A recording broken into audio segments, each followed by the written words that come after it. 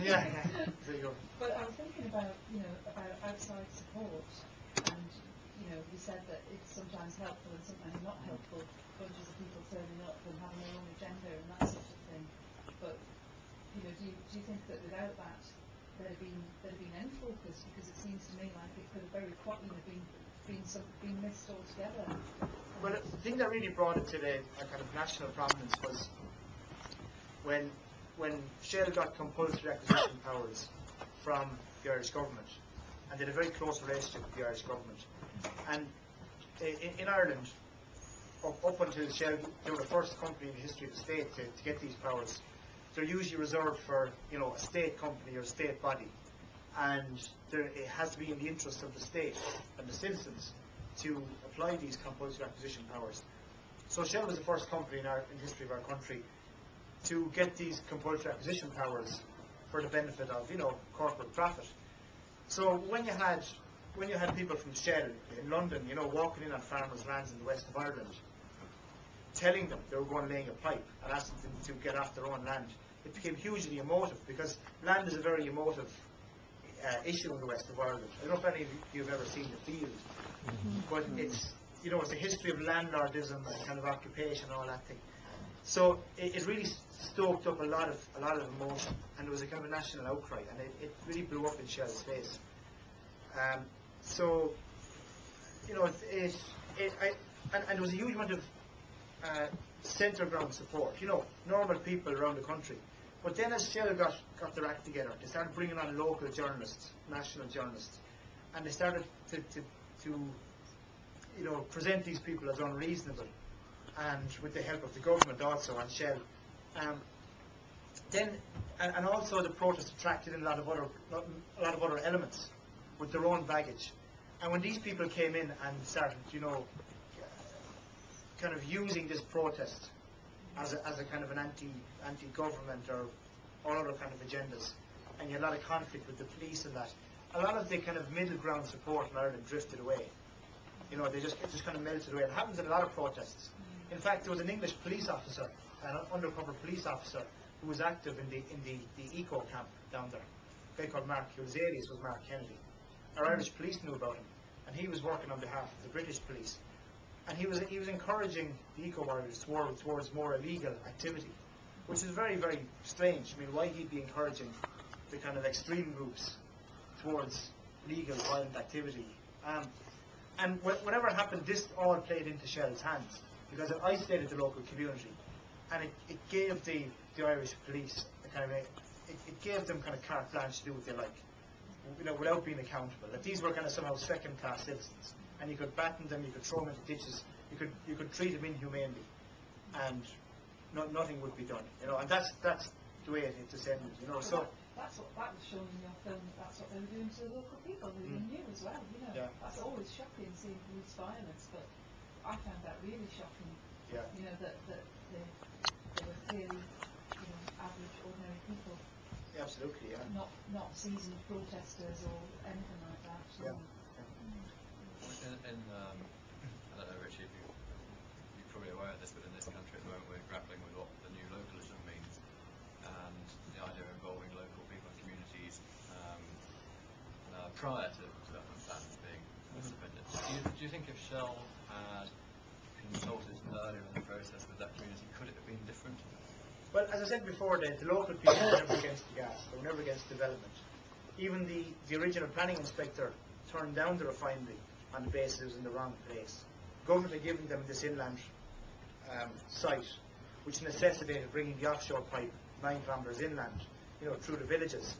And the inspector goes, well, why haven't you got other alternatives? Build it on the coast, or build a shallow-based platform. There are other alternatives, and he refused it. But Shell met with our Taoiseach, our Prime Minister, Bertie Ahern, and it was overturned behind closed doors. Permission was given. Now, back then, the estimated cost for the project was $800 million.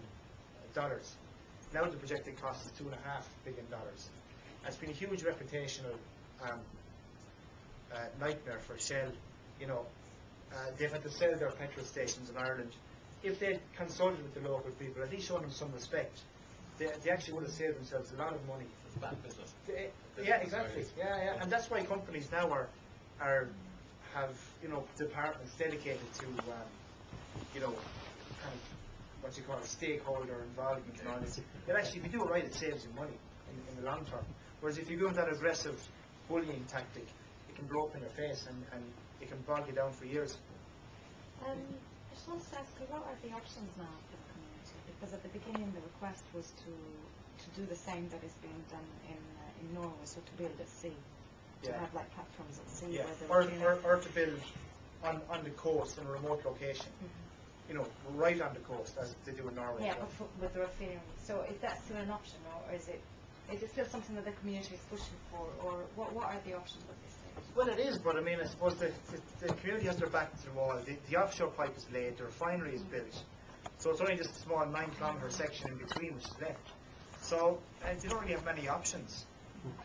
They tried to propose the alternatives through their parish priests, but they didn't get a hearing at all.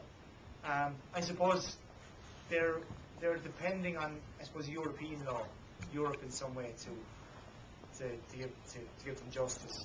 The judicial review cases in the Irish courts now, there's great precedent at stake, because you have these European designated areas of conservation, and in Broadhaven Bay you probably couldn't get a higher concentration of there's whale and dolphin protected in the bay, there's migrating salmon in the estuary, there's winter feeding brent geese, there's sensitive sand dune areas, blanket bogs, there's landslide areas. There's this real concentration of specially protected and sensitive areas. So what's at stake is a real precedent now. Will development be allowed to go through these areas when there are alternatives? Despite the fact that Shell have spent, $1 billion on their refinery, another, 500 million on their offshore pipe.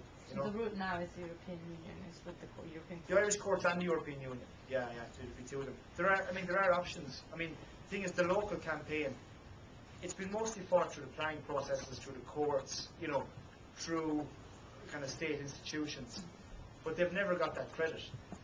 They've always been blackened with the kind of 5% of the protest which has been physical, which has been confrontational, and that's the way that it's perceived by most people, who never kind of realise that these people have put huge amounts of resources into actually trying to do this through the kind of democratic institutions of the state. All they've got for it is abuse and being dragged through the courts and labelled as criminals and thugs, even terrorists. Like there was journalists, writing stories that there was IRA guerrillas in the hills, controlling the protest and intimidating people who supported the project, which was completely untrue. But it was written by journalists who were employed by up to more recently, our biggest media magnate, who also owned a big oil company, who had huge interests off the west coast. So you had all these private interests tied in with a real agenda of isolating the local people and make them look like unreasonable lunatics. And as I said, that's why they were treated that way.